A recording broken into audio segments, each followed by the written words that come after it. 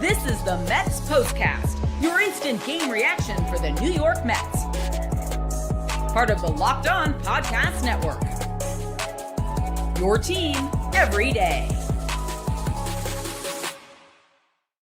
The Mets got out to an early 2-0 lead. Brendan Sproat looked like he was in control, but a fifth inning allowed things to go sideways for the Mets as the Marlins scored 6 runs to take the opener of the first game of this series, and it is officially danger time for the New York Mets. Welcome into the Mets Postcast here, live on the Locked On Mets YouTube channel, the Locked On Mets podcast feed. I am your Postcast host, Chris Schubert, here with you to recap all things New York Mets.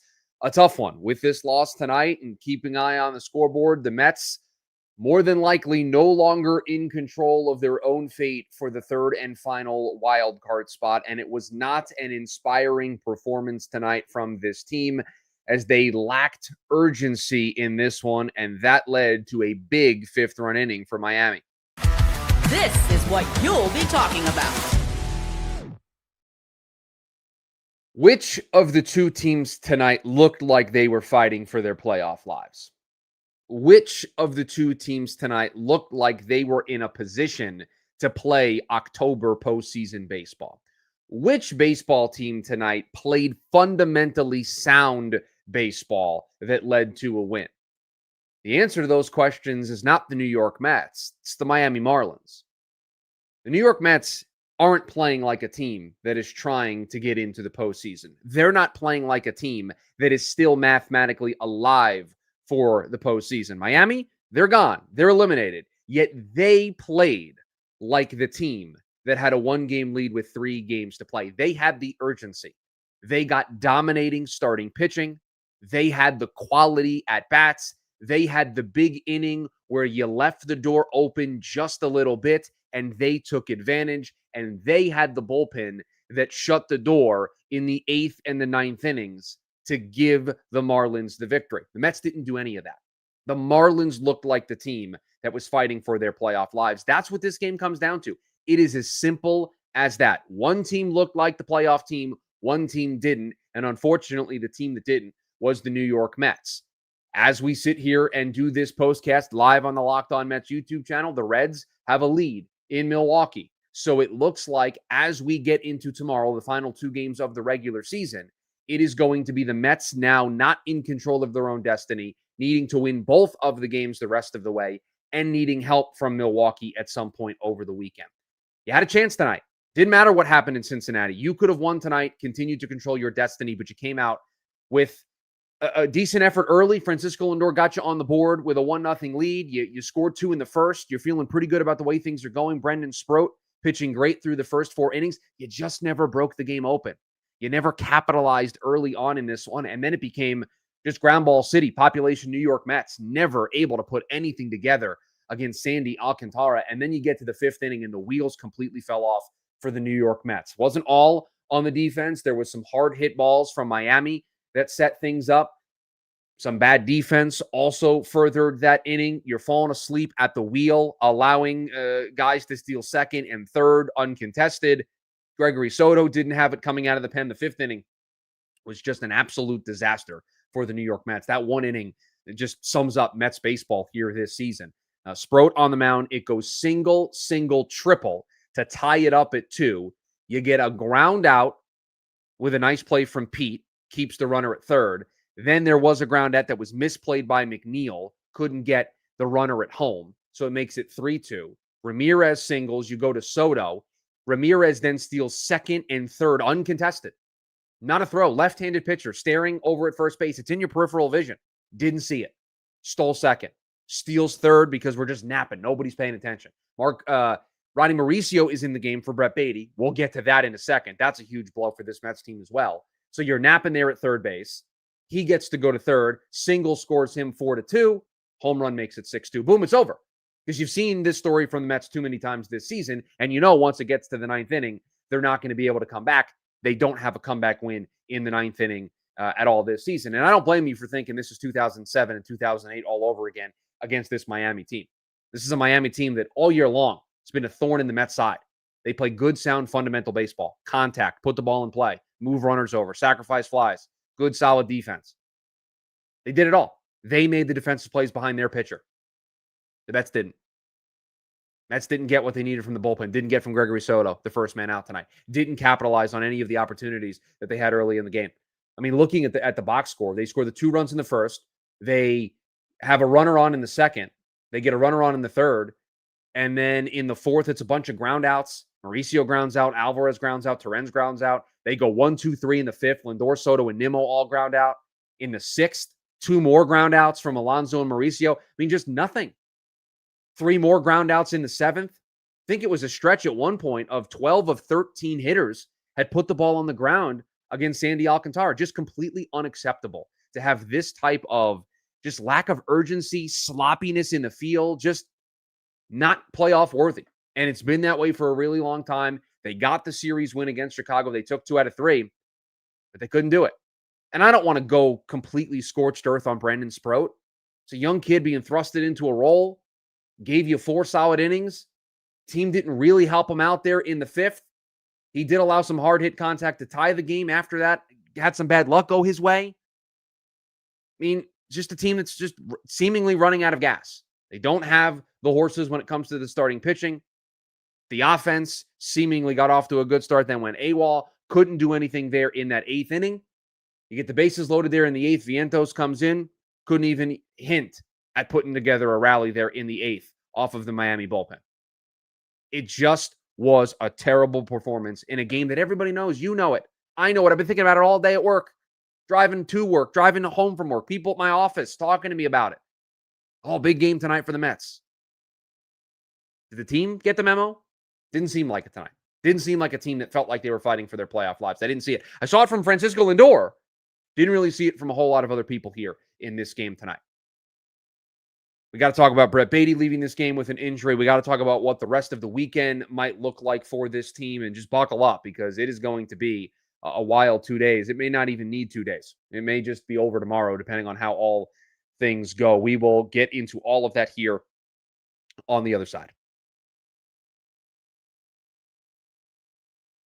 Guys, you've probably heard of Viagra or Cialis. Maybe you've even tried them. But if you're looking for something beyond the usual pill, it's time to meet Rugiet's Go Long. It's exactly where Rugiet's Go Long comes in. This isn't just another ED pill. It's a total game changer for confidence. Go Long combines 2 doctor-trusted medications in one dual-action formula so you can get hard and go the distance. The process, simple. Connect with a board-certified doctor 100% online. And if prescribed, your treatment ships discreetly right to your door. Ready to level up your confidence in the bedroom? Head to RUGIET.com and use the promo code LOCKEDONMLB, 15% off your first order. That's RUGIET.com, promo code LOCKEDONMLB. Make sure to use our promo code so they know that we sent you. NFL season is here. FanDuel making sure you're ready for kickoff with a can't-miss offer. Right now, new customers, you bet just $5 over at FanDuel and your bet wins $300 in bonus bets to use across the apps. Same game parlays, player props, jumping in live as the action unfolds. Make Sundays all that more exciting. Quick, easy, the best way to add a little more energy to your Sunday football watching. If you're ready to play, download the FanDuel app now by visiting FanDuel.com to get started. That's FanDuel.com to place your first $5 bet. So you not only lose the baseball game, you not only more than likely lose the control of being able to, be in control of your own destiny, I guess is a better way to say it. Because it looks like the Reds are going to win there in Cincinnati. They're up 3-1 in the top of the 7th. But you lose Brett Baty in this game as well. Kind of grimaced on a swing, then made a throw in the field. They pulled him with what I believe they're calling right side soreness. Doesn't seem good, doesn't seem great, and the Mets clearly missed his bat. They had to put Mauricio in the game. Then they used Vientos as a pinch hitter. Baty's been swinging a hot bat. He's been one of the guys that they have just relied on here as of late. And to lose him right now during this stretch, had the big home run the other night in Chicago, and now could probably be without him the remainder of the season. I'm sure he's going to try to gut it out. I'm sure he's going to try to be in there and battle through it. But the fact that he left the game is certainly not a great sign. We'll see if Carlos Mendoza says anything afterwards about it. Ricardo says that they had Sandy on the ropes early and let him off. I mean, certainly. I mean, they had, Alonso at second base there in the first. They could have made it 3-0. They had a leadoff single in the second. Turen singled. They had a chance there to blow it open. Lindor lined into that just unlucky double play. So that was a chance to blow it open. And again, it's just so different if they score a pair of runs there. Or even just 1, 3-0, 4-0, just feels differently for how Carlos Mendoza can manage it. A little bit more a relaxed feel for Brendan Sproat. And the whole complexion of the game changes. Then after that, they really just they couldn't do anything after that. And it was a tough watch. You just never felt like the Mets were going to be able to draw themselves back into this game. And that leads us into the next 2 days. And it's time to embrace chaos. I mean, things are going to get weird here over the next 2 days. Looks like going into play tomorrow, the Mets and Reds will be tied. The Reds will have the tiebreaker. So you're going to need help. You're going to need the Reds to lose at least once over the next 2 days. And you're going to need to win both games. And you have Clay Holmes starting tomorrow. No idea who's starting on Sunday. No idea who's going to be available out of the bullpen. I mean, Carlos Mendoza is going to have to manage his tail off the next 2 days. The Mets are going to have to play the best 2 games that they have played all season long, these next 2. And it still might not be good enough because they lost tonight. Just a world of a difference between winning tonight and still remaining in control with 2 games to play instead of losing it and now being on the back foot and needing help elsewhere. It takes the wind out of your sails. And for a team that's had the wind out of their sails for what felt like half, if not more, of the season, you just don't expect it. You don't expect the turnaround here from this team. And they're just not playing good baseball. The National Series last weekend, an opponent below them in the standings, lose 2 of 3. This Miami team lower than them in the standings. And I know Miami's been playing some really solid ball. They're a pretty decent team. I mean, they play really sound fundamental baseball. They don't wow you with any of the names in their lineup, but they just put the ball in play. They move runners over. Sandy Alcantara's been really good. They have got 3 good starters. I mean, they're not a team they're not a pushover. And you got to go out there and earn it against them. You got to play ball. And the Mets just didn't play ball. And it looks like it's going to be another series where they lower themselves to the quality of their opponent. I mean, they beat the Padres last week. Took 2 out of 3 from the Cubs. Those are playoff teams. They've looked great against playoff teams. They've looked anything but against non-playoff teams. It can be so incredibly frustrating to watch this team play. And I hear you. I see all the people saying that the way they're playing right now, they don't deserve to be in the postseason. I agree. Fully agree with you. This is not a team right now playing like a postseason team. Yet here they are still with a chance to make it in the postseason. So I'm going to root for them. I want them to make it in. You never know what happens if you get into the postseason. I don't think any of us last year thought that they were going to go on the run that they did, but they did. They were just 2 wins away from going to the World Series. So you tip your cap. You had a great time. You were hoping this year was going to be a building block, and instead it looks like a step backwards. And just, I don't know. I really don't have many more words to describe what we're watching here because it just seems like a team that lacks the urgency right now. And there's passion among all of us here to want to see this team get into the postseason, but I just don't feel it from this team. And I haven't felt it here for a little bit.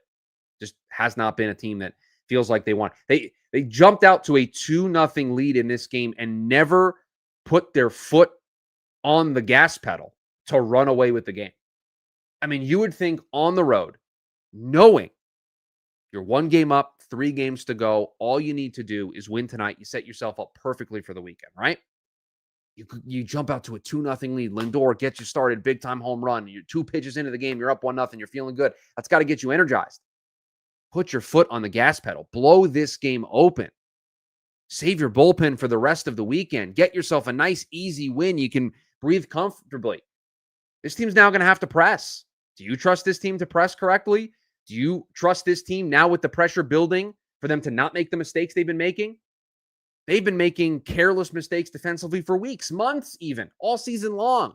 Now with the season on the line, season potentially not in their control, you expect them to clean it up and play fundamental baseball? You can't.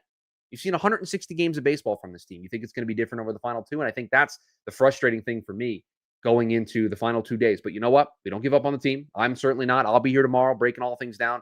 Locked On Mets YouTube channel, Locked On Mets podcast feed. We're also going to be, we've been selected. We've been called up to the big leagues. Locked On MLB YouTube channel, the Locked On Sports Today YouTube channel will be streaming over there as well after the Mets get done. It's playoff time. And the final wild card spot is drama in the sport of baseball. So we're getting called up to be on the main stage, the Locked On MLB channel tomorrow, in addition to being right here on the Locked On Mets YouTube channel.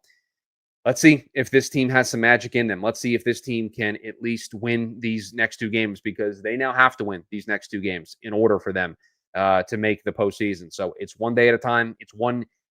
Not even one inning at a time. It's one at bat at a time right now for the New York Mets. And they'll probably have to do it without Brett Baty, although we'll wait to see what Carlos Mendoza says after the game. They'll have to do it with an all-hands-on-deck approach, and they'll need to find an urgency button that you certainly didn't see here tonight. If you are new, hit that subscribe button, turn on the notification bell so that you are notified when we go live after each and every Mets game the rest of the way. We've only got 2 more of them here on the calendar, but we will be here for the final 2 games of the regular season. If you're listening to us in the podcast feed and you want, at least tonight, it feels like instant therapy after the game, join us live on the Locked On Mets YouTube channel once the Mets are done.